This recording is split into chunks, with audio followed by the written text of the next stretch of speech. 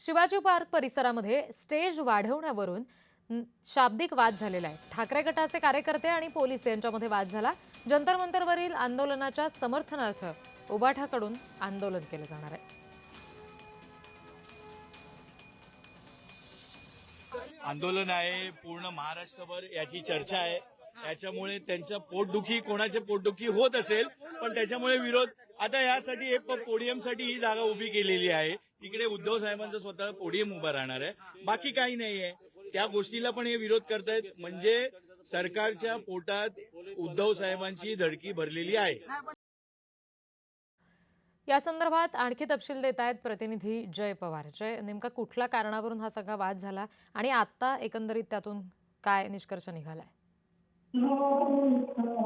निश्चितच रिद्धी, आपण पाहतोय की सकाळपासूनच या ठिकाणी खरं तर सोनम वांगचुक यांच्या समर्थनार्थ आंदोलनाची तयारी ही या ठिकाणी सुरू असल्याची पाहायला मिळत होती। एक भव्य स्टेज हा शिवाजी पार्क येथील मीनाताई पुतळ्याच्या शेजारी उभारण्यात आला आहे। मात्र त्या स्टेजवरती उद्धव ठाकरे यांचं जे भाषण होणार आहे त्यासाठी एक पोडियम त्या ठिकाणी ठेवण्यात आला होता आणि पोलिसांच्या माध्यमातून असं सांगण्यात आले की या फुटपाथवरच्या या स्टेजवर जो काही पोडियम लावण्यात आला आहे तो अनधिकृतपणे लावण्यात आला आहे। कधीही तो त्या ठिकाणी येऊन पडू शकतो, त्यामुळे त्या ठिकाणी सुरक्षतेच्या कारणास्तव पोलिसांनी तो पोडियम हटवण्यासाठी शिवसैनिकांना असेल किंवा तिकडच्या कार्यकर्त्यांना सांगितलं। मात्र यावेळी आपण पाहू शकतो की एक वाद त्या ठिकाणी निर्माण झाल्याचा पाहायला मिळाला। पोलीस असतील त्यासोबतच कार्यकर्त्यांमध्ये यावेळीच गोंधळ झाल्याचं पाहायला मिळाला। कार्यकर्त्यांच्या माध्यमातून सांगण्यात आले की अशा पद्धतीने स्टेज हा हटवला जाणार नाही, कारण यापूर्वी सुद्धा आम्ही आंदोलनं केली आहेत आणि अशाच पद्धतीचे पोडियम त्या ठिकाणी उभारले, त्यामुळे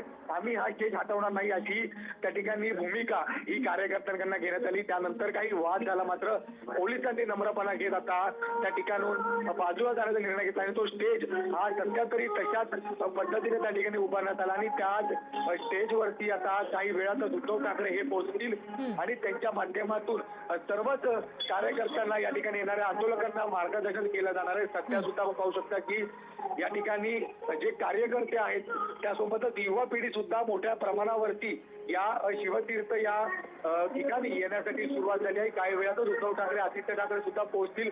मनसे अध्यक्ष राज ठाकरे हे सुद्धा येण्याची शक्यता वर्तवली जाते। मात्र राज ठाकरे जरी नाही आले तर त्या ठिकाणी काही पदाधिकारी हे मनसेचे सुद्धा उपस्थित असणार आहेत, त्यामुळे एकूणच काही वेळातच या संपूर्ण आंदोलनाला सुरुवात होईल। हातात भारताचा झेंडा त्यासोबतच भगवे झेंडे घेऊन या ठिकाणी कार्यकर्त्यांच्या माध्यमातून प्रदर्शन केलं जाते, त्यामुळे आता उद्धव ठाकरे आले तर काय मार्गदर्शन करतील याकडे सर्वांचं लक्ष लागेल। जय, पुढचे तपशील वेळोवेळी तुमच्याकडून घेऊ। सध्या धन्यवाद दिलेल्या माहितीसाठी।